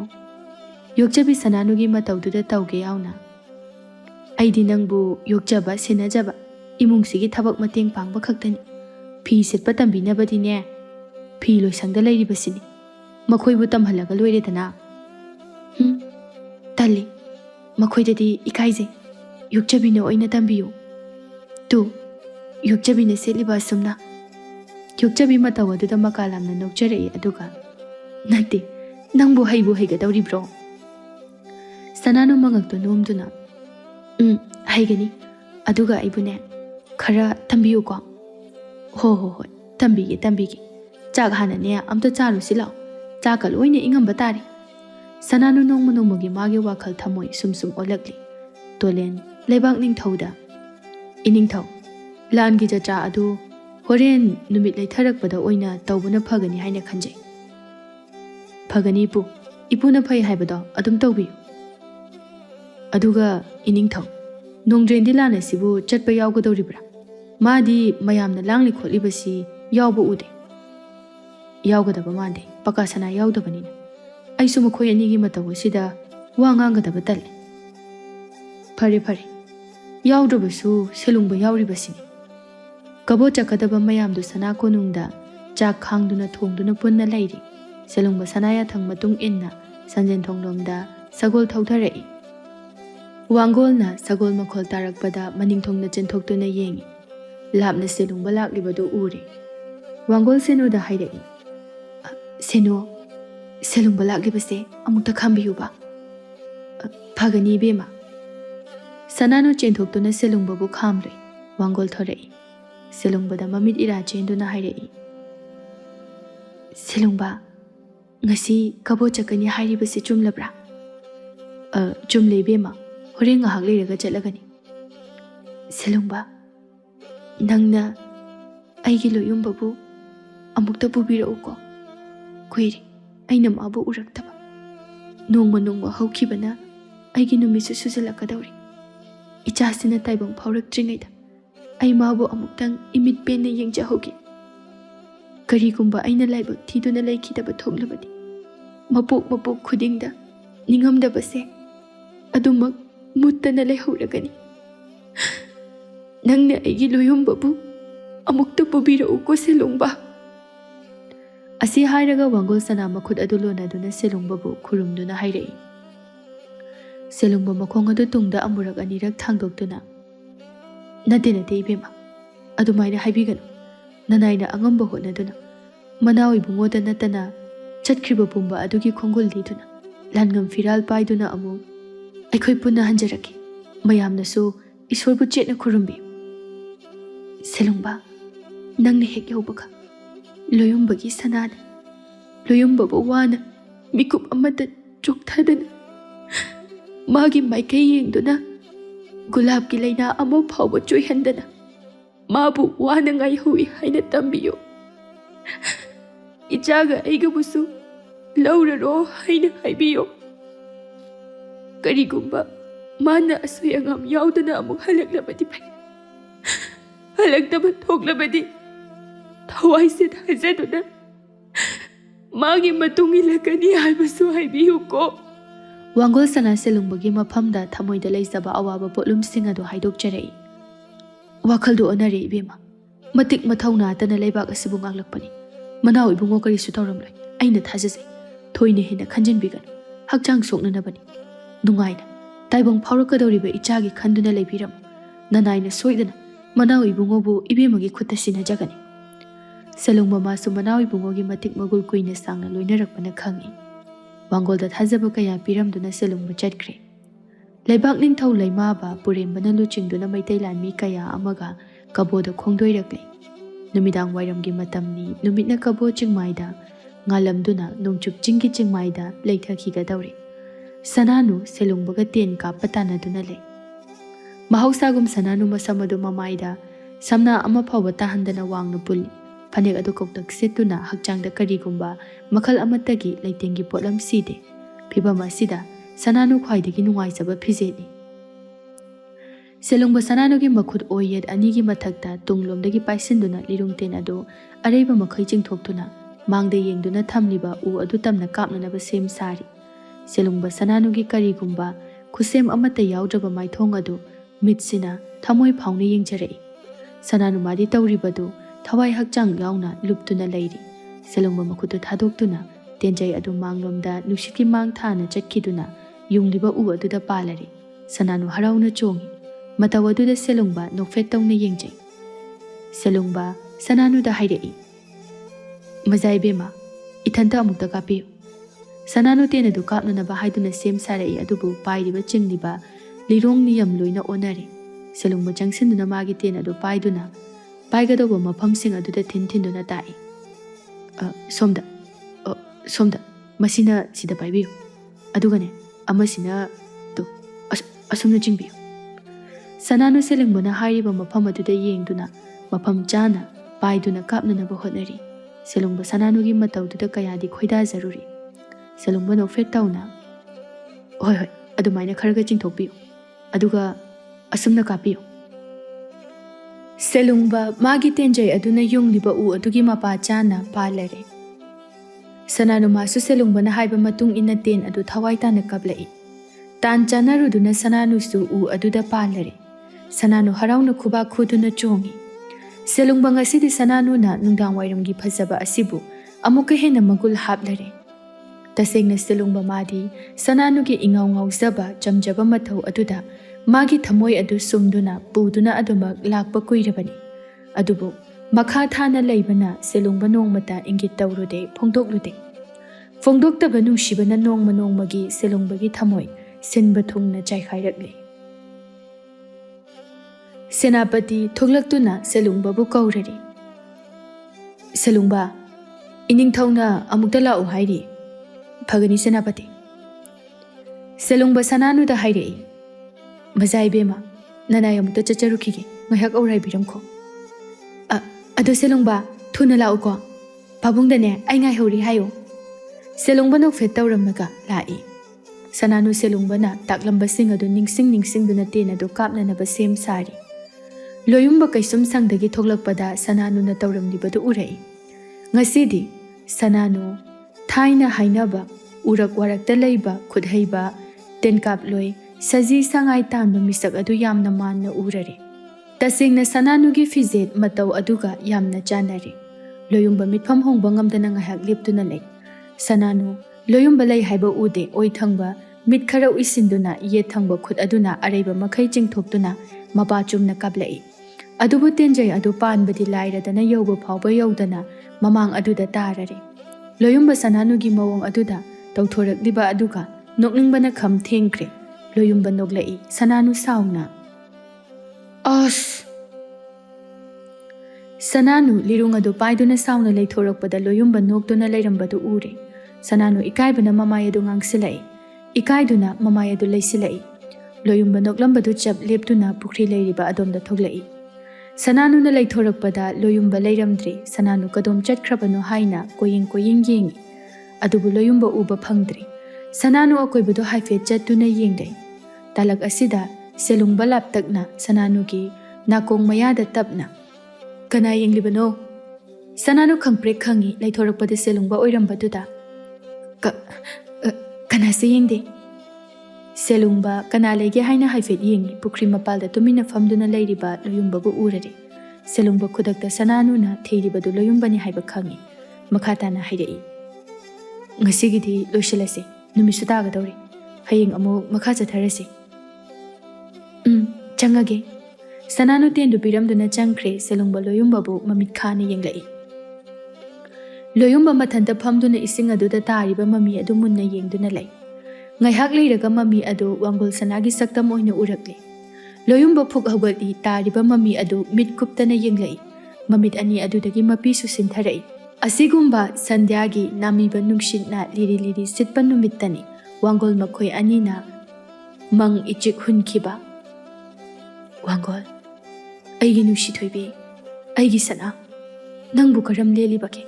Isa sagan panduna nujanangi nakta lagni, nungsi chinglaw yingzani. Kuire, nangi napau takidaba. Kuire, nangi chinghi manamna aibu ngawhankidaba. Loyumbagi sana, kari numittano.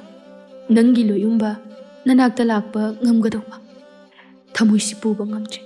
Ngasidi nanakta aibu tattana chingsiliba karigino. Talag asida selungba maninglomdagi laktuna loyumbagi apomba leikiba mapa aduda sapu kanna kautharai. Loyumba ising imai aduda mamit adu upsinduna taki. Ising adusu yamna luba maphamni. Kanagumba lam hindu hinba tawrakpada ising asida thadaduna laknabani adubu ngasidi loyumbada tare. Loyumba anaba adugi China adu phawba khangba ngamdabanina mahak iroiba ngamdre. Wana loiduna khara khajik kakhalakpaga amu hekta kauthaki. Asumna loyumba kangphal tamna kakhalakpa sungam ngamdre. Phana kuina selungbana laknaduna lay. Selungba loyumbana wabadu uraga noktuna. Khangbra, minai, karigi nafamdagi hendoi. Nathanda achikpasida kari khanduna leibra nang. Asi hairaga loyumbabu hena leirai adudagi kautharai. Loyumba wabana kham thengle. Numita silakle selungba phana kuina leiramlaga konungtamna changkhre loyumba wana kangphalda kakhatuna amamba marak aduda pukri mapalduda taduna lay.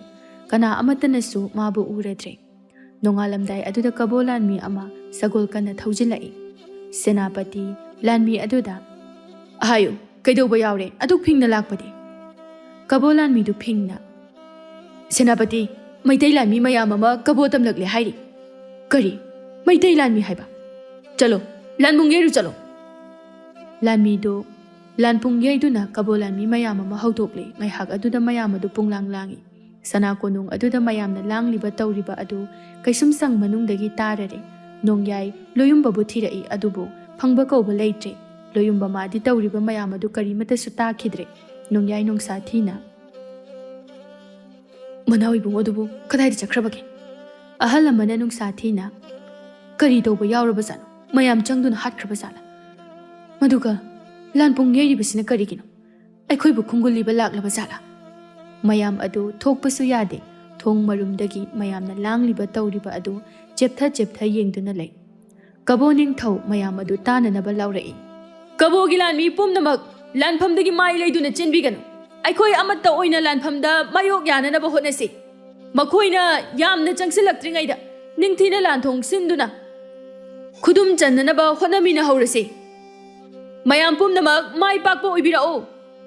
Mayamdu senapati amadi selungbana luchingduna magi khutpu ningthina semduna ponglan mi kaya amaga loinana chatkre. Handak amukna kamdaugadawraba. Maitai lan mi kaya amasu leptana kabo chingmai tamlakle matamna leptana chatpana nong sungalakle loyumba ayuki numiki mangalna yaibada masa adu lenglai. Loyumba bukana amatana su yengdadre lanphamda mai onsinduna lainakre. Sananu ayuk anganba aduda nganna hogatuna mingsel mamang aduda make semlai. Masamadu punsindri sananu yukjabi buthirai. Si zamasu sana tangbal phamnana bahaiduna ayuki magi mathau loisilai. Sananu na mamada Ima yukjabidi aina ne nachom semnaba lei khara lauru cho haina chakhibani. Yukjabi ngangnariba adu taraduna ai lae Siza yukjabida kadai lay adudia Siza laydu lauduna yethangba napa adomda thena hairai. Wa thokpa tari nganna darbar tawgani hairibani. Sananu madi tawriba langlibadu karino haiba karimata khangde khangningbasu pokte. Sananu ipangpangna Ima ngasina karigi darbarno karigi maramda khananainagadabano. Haima imagi ibema nangbu leibak asina asuk yamna langli. Ahing lanpung yaiduna lanmi mayam ama thakriba sibu karimata khangdrabaro. Kariya lanmi haiba lan choknaba thakriro. Hoinihi maitai lanmi mayam ama lae hairiba sibu ꯀꯔꯤꯃꯇ ꯇꯥꯗ꯭ꯔꯕ꯭ꯔꯣ ꯅꯪꯕꯣ? ꯏꯃꯥ, ꯂꯥꯟꯁꯤꯕꯨ ꯀꯌꯥꯝ ꯋꯥꯠꯂꯤꯒꯦ ꯂꯣꯏꯒꯗꯕ? ꯍꯣ ꯈꯪꯗꯦ ꯃꯈꯣꯏꯒꯤ ꯃꯤꯁꯨ ꯂꯦꯞꯇꯅ ꯂꯥꯛꯏꯕꯁꯤꯅꯤ. ꯂꯩꯔꯤꯕ ꯃꯌꯥꯝꯁꯤꯅ ꯍꯦꯛ ꯊꯣꯛꯇ꯭ꯔꯤꯕ ꯃꯈꯩꯅꯦ ꯂꯦꯞꯇꯅ ꯂꯥꯛꯈꯤꯒꯗꯕ ꯃꯥꯜꯂꯤ. ꯑꯗꯨꯅ ꯀꯔꯤ ꯀꯥꯟꯅꯒꯗꯧꯔꯤꯕꯅꯣ ꯏꯃꯥ? ꯈꯪꯗꯦ ꯍꯧꯖꯤꯛꯁꯤꯒꯤ ꯃꯇꯝ ꯅꯠꯇꯦ, ꯀꯣꯟꯅ ꯇꯞꯅ ꯁꯥꯟꯅꯁꯤ. ꯏꯃꯥ ꯆꯠꯂꯦꯀꯣ. ꯖꯤꯖ ꯗꯔꯕꯥꯔ ꯃꯤꯐꯝ ꯇꯝꯅ ꯆꯠꯈꯤ. ꯁꯅꯥꯅꯨ ꯀꯩꯁꯨ ꯍꯥꯏꯔꯝꯗꯅ ꯊꯣꯛꯈꯤ. ꯌꯣꯛꯆꯕꯤ ꯁꯅꯥꯅꯨꯗ, ꯍꯥꯏ ꯁꯅꯥꯅꯨ, ꯀꯗꯥꯏꯗꯅꯣ ꯅꯪꯅ ꯑꯃꯨꯛ? ꯁꯅꯥꯅꯨ ꯂꯣꯌꯨꯝꯕꯕꯨ ꯂꯩꯕ꯭ꯔꯥ ꯍꯥꯏꯅ ꯀꯩꯁꯨꯝ ꯁꯪꯇꯝꯅ ꯊꯤꯔꯛꯏ. ꯅꯣꯡꯌꯥꯏ ꯃꯥꯁꯨ ꯂꯣꯌꯨꯝꯕ ꯂꯩꯇꯦ ꯍꯥꯏꯅ ꯊꯋꯥꯏ ꯋꯥꯅ ꯂꯩꯔꯝꯕꯅꯤ.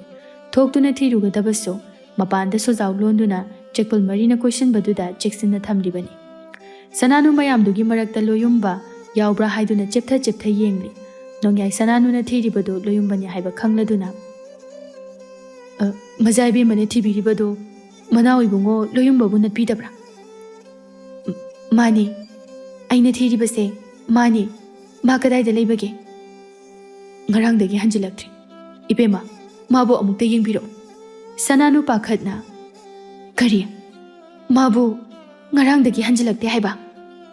ꯍꯣꯏ ꯏꯕꯦꯝꯃ, ꯉꯔꯥꯡꯗꯒꯤ ꯁꯅꯥꯅꯨ ꯊꯨꯅ ꯄꯨꯈ꯭ꯔꯤ ꯇꯝꯅ ꯆꯦꯟꯈꯤ. ꯄꯨꯈ꯭ꯔꯤ ꯃꯄꯥꯜ ꯑꯣꯏꯔꯞꯅꯅꯤ ꯃꯥꯅ ꯉꯔꯥꯡ ꯂꯦꯞꯈꯤꯕꯗꯣ. ꯁꯅꯥꯅꯨ ꯂꯣꯌꯨꯝꯕꯕꯨ ꯀꯗꯥꯏꯗ ꯂꯩꯒꯦ ꯍꯥꯏꯅ ꯀꯣꯏꯊꯤ ꯊꯤꯔꯛꯏ. ꯂꯣꯌꯨꯝꯕ ꯃꯥꯗꯤ ꯃꯥꯒꯤ ꯑꯄꯣꯝꯕ ꯑꯗꯨꯗ ꯁꯥꯐꯨ ꯀꯟꯅ ꯀꯥꯎꯁꯤꯟꯈꯤꯕ ꯑꯗꯨꯗ ꯑꯅꯥꯕ ꯑꯗꯨ ꯍꯦꯟꯖꯤꯜꯂꯛꯏ. ꯍꯥꯟꯅꯗꯒꯤ ꯍꯦꯟꯅ ナꯕ ꯍꯧꯔꯛꯂꯦ. ꯐꯅ ꯀꯨꯏꯅꯁꯨ ꯏꯁꯤꯡꯗ ꯇꯤꯡꯗꯨꯅ ꯑꯏꯪꯕꯗ ꯂꯩꯔꯨꯕꯅ ꯃꯁꯥꯗꯨ ꯂꯥꯏꯍꯧ ꯀꯟꯅ ꯍꯧꯔꯛꯂꯤ. ꯂꯣꯌꯨꯝꯕ ꯃꯆꯤ ꯑꯃꯗ ꯂꯩꯁꯤꯟꯗꯨꯅ ꯃꯁꯥꯗꯨ ꯇꯥꯁꯤꯟꯗꯨꯅ ꯅꯥꯍꯦꯗꯨꯅ ꯆꯩꯅꯥ ꯀꯟꯅ ꯈꯥꯡꯂꯤ. ꯁꯅꯥꯅꯨ ꯂꯣꯌꯨꯝꯕꯕꯨ ꯀꯣꯏꯊꯤ ꯊꯤꯔꯤ. ꯁꯅꯥꯅꯨ ꯐꯪꯂꯛꯇꯕ ꯑꯗꯨꯗ ꯅꯨꯡꯁꯥ ꯊꯤꯕꯁꯨ ꯍꯦꯟꯀꯠꯂꯛꯏ. ꯁꯅꯥꯅꯨ ꯃꯈꯣꯜ ꯊꯣꯛꯅ ꯃꯤꯕꯨ ꯍꯥꯏꯗꯨꯅ ꯊꯤꯍꯟꯒꯗꯕꯁꯨ ꯌꯥꯕ ꯅꯠꯇꯕꯅꯤꯅ ꯃꯥ ꯄꯥꯡꯒꯜ ꯊꯣꯛꯄ ꯉꯝꯗꯦ. ꯁꯅꯥꯅꯨ ꯈꯣꯟꯖꯦꯜ ꯄꯤꯛꯅ ꯅꯥꯍꯦꯕꯒꯤ ꯈꯣꯟꯖꯦꯜ ꯑꯃ ꯇꯥꯔꯛꯏ. ꯃꯉꯛ ꯑꯗꯨ ꯂꯩꯗꯨꯅ ꯅꯥꯍꯦꯔꯤꯕ ꯈꯣꯟꯖꯦꯜ ꯑꯗꯨ ꯀꯗꯥꯏꯗꯒꯤꯅꯣ ꯍꯥꯏꯅ ꯊꯤꯔꯛꯏ. ꯎꯔꯦ ꯂꯣꯌꯨꯝꯕꯅ ꯋꯥꯅ ꯐꯛꯂꯥꯡ ꯑꯗꯨꯗ ꯉꯥꯊꯗꯨꯅ ꯅꯥꯍꯦꯗꯨꯅ ꯂꯩꯔꯤꯕ ꯑꯗꯨ. ꯁꯅꯥꯅꯨ ꯆꯦꯟꯁꯤꯜꯂꯤ. ꯂꯣꯌꯨꯝꯕ ꯃꯃꯥꯏ ꯑꯗꯨꯗ ꯇꯞꯅ ꯍꯟꯅ ꯊꯥꯗꯨꯅ, ꯔꯥꯖꯀꯨꯃꯥꯔ, ꯀꯩꯗꯧꯔꯒꯦ ꯔꯥꯖꯀꯨꯃꯥꯔ? ꯂꯣꯌꯨꯝꯕ ꯃꯃꯤꯠ ꯑꯗꯨ ꯄꯥꯡꯕ ꯉꯝꯕꯣꯏ ꯉꯝꯗꯕꯣꯏ ꯇꯞꯅ ꯄꯥꯡꯂꯛꯇꯨꯅ ꯁꯅꯥꯅꯨꯕꯨ ꯌꯦꯡꯂꯛꯏ. ꯂꯣꯌꯨꯝꯕ ꯃꯁꯥ ꯑꯗꯨ ꯌꯥꯝꯅ ꯁꯥꯊꯤꯅꯁꯨ ꯁꯥꯔꯤ. ꯁꯅꯥꯅꯨꯅ ꯂꯣꯌꯨꯝꯕꯒꯤ ꯂꯥꯏꯕꯛꯇ ꯃꯈꯨꯠ ꯊꯝꯗꯨꯅ ꯌꯦꯡꯉꯤ. ꯂꯣꯌꯨꯝꯕ ꯃꯁꯥꯗꯨ ꯃꯩ ꯍꯧꯅ ꯁꯥꯗꯨꯅ ꯂꯩꯔꯝꯃꯤ. ꯑꯁ, ꯁꯤꯗꯤ ꯀꯝꯗꯧꯅꯤ? ꯂꯣꯌꯨꯝꯕ ꯅꯥꯍꯦꯗꯨꯅ ꯋꯥꯅ ꯈꯥꯡꯂꯤ. ꯃꯃꯤꯠ ꯑꯗꯨꯗꯤ ꯄꯥꯡꯊꯣꯔꯛꯇꯦ. ꯁꯅꯥꯅꯨ ꯃꯈꯨꯠ ꯈꯨꯕꯥꯛ ꯑꯗꯨ ꯑꯃꯨꯛ ꯂꯧꯗꯨꯅ ꯌꯦꯡꯉꯤ. ꯃꯗꯨꯗꯁꯨ ꯃꯩ ꯍꯧꯅ ꯁꯥꯗꯨꯅ ꯂꯩꯔꯝꯃꯤ. ꯁꯅꯥꯅꯨ ꯀꯔꯤ ꯇꯧꯅꯤ ꯍꯥꯏꯅ ꯉꯥꯏꯍꯥꯛ ꯈꯜꯂꯤ. ꯂꯣꯌꯨꯝꯕ ꯐꯝꯕ ꯉꯝꯂꯛꯇ꯭ꯔꯗꯨꯅ ꯃꯅꯥꯛꯇ ꯐꯝꯂꯤꯕ ꯁꯅꯥꯅꯨꯒꯤ ꯂꯦꯡꯖꯨꯝ ꯑꯗꯨꯗ ꯇꯞꯅ ꯉꯥꯊꯔꯛꯏ. ꯁꯅꯥꯅꯨ ꯂꯣꯌꯨꯝꯕꯅ ꯏꯉꯛ ꯉꯛꯅ ꯍꯥꯏꯊꯔꯛꯂꯤꯕ ꯃꯥꯏꯊꯣꯡ ꯑꯗꯨ ꯌꯦꯡꯗꯨꯅ ꯂꯩ꯫